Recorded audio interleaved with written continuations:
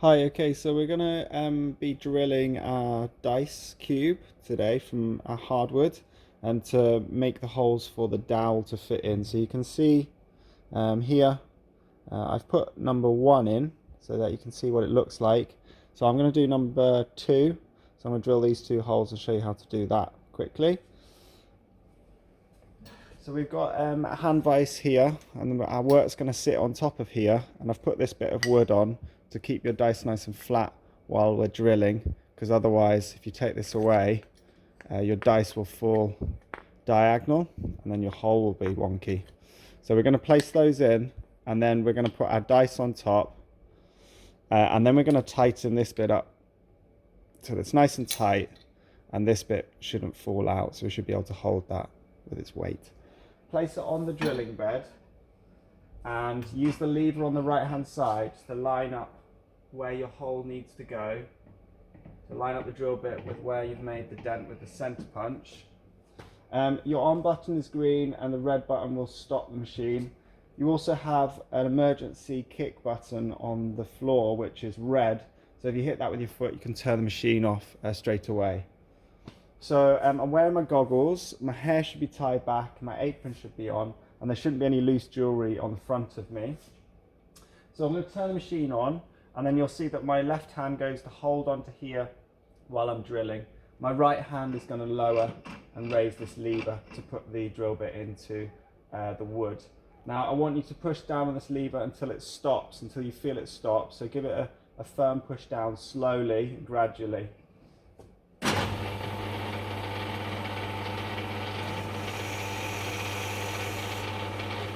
You'll feel it stop on it by itself, and I've set the depth to be about 1 centimetre to 1.5 centimetres. So any sawdust, we just gently tip that onto the floor because we can hoover it up later. Line up for the next hole. I want all of you to do about 2 holes and then move to filling those holes afterwards, and then cue back up to do some more drilling. So left hand to turn it on, right hand to lower and raise. Left hand then to hold on to here, and then right hand to lower the drill bit into the work. Okay, and then left hand off, turn it off, wait for it to stop. Undo the vise, tip the sawdust on the floor. You might want to tap it upside down like that so we knock any sawdust out of these holes. I'll now show you how to glue and fit the dowel. Okay, so we're going to fill these 2 holes we've drilled, and we've got some pine, or this is a softwood dowel. It's lighter in colour, and we're going to put it in these holes.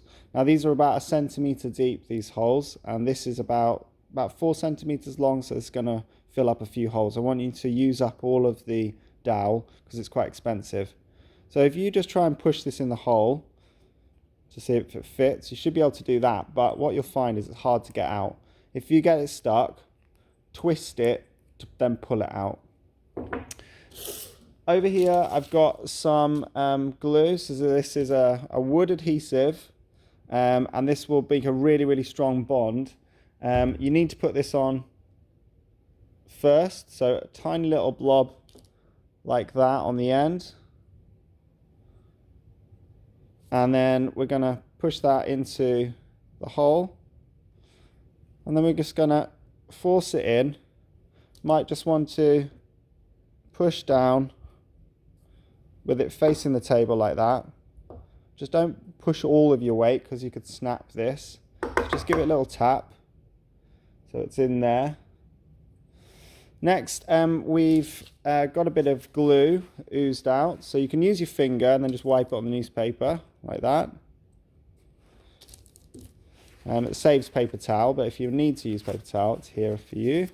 Just try and reuse that for all of your wiping today. So next thing is, just move the glue out of the way, and we need to now cut this extra dowel off. It's too long. So we're going to come to our bench hook here. So this bench hook is clamped into the vise, and this bit up here is for us to push up against our work. So we're going to cut this, and we want the bit that we're cutting to be on on the kind of the table or on the bench hook, kind of facing that side or the bottom side. I'm just going to move the position so you can see a bit better.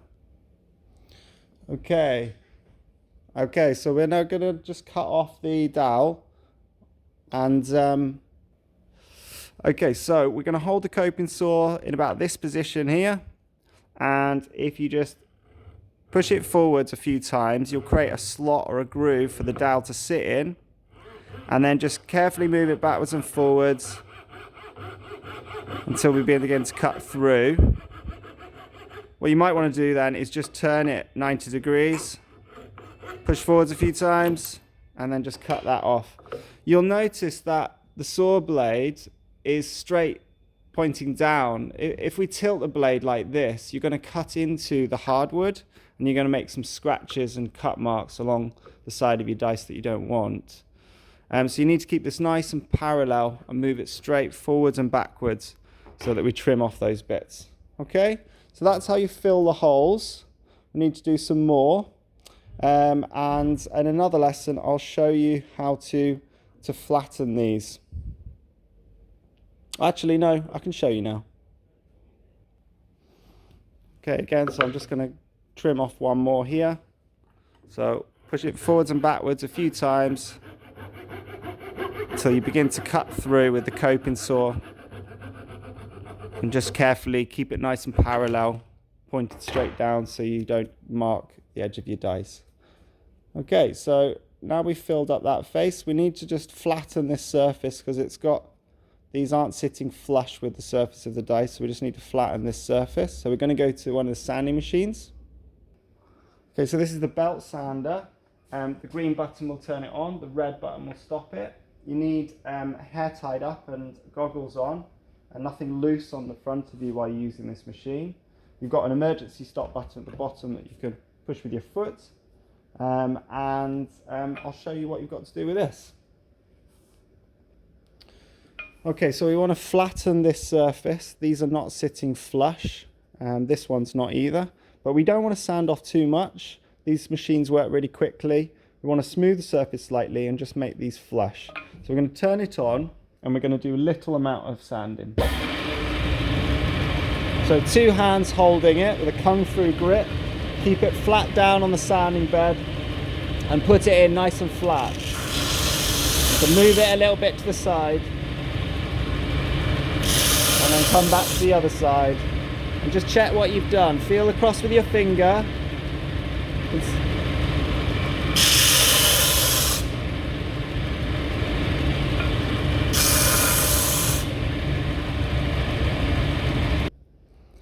Okay, so that's nice and flush. My fingers can't feel where the dowel starts and stops, so that's good. I didn't do too much sanding on there, just a couple of passes, really lightly pressed. It's good to sand like that and then just turn it, come back the other way, and then turn it and just do maybe 1 or 2 more passes. Turning it each time keeps the sanding even across the whole face. Okay, so that's how you fill, or you drill, fill, and sand the sides of the dice. You don't want to sand off too much because every time you're sanding, you're losing about 0.5 millimeter on each face, and if you're not careful, you'll very quickly turn this from a cube into a different kind of shaped or sized cuboid. All right, good luck.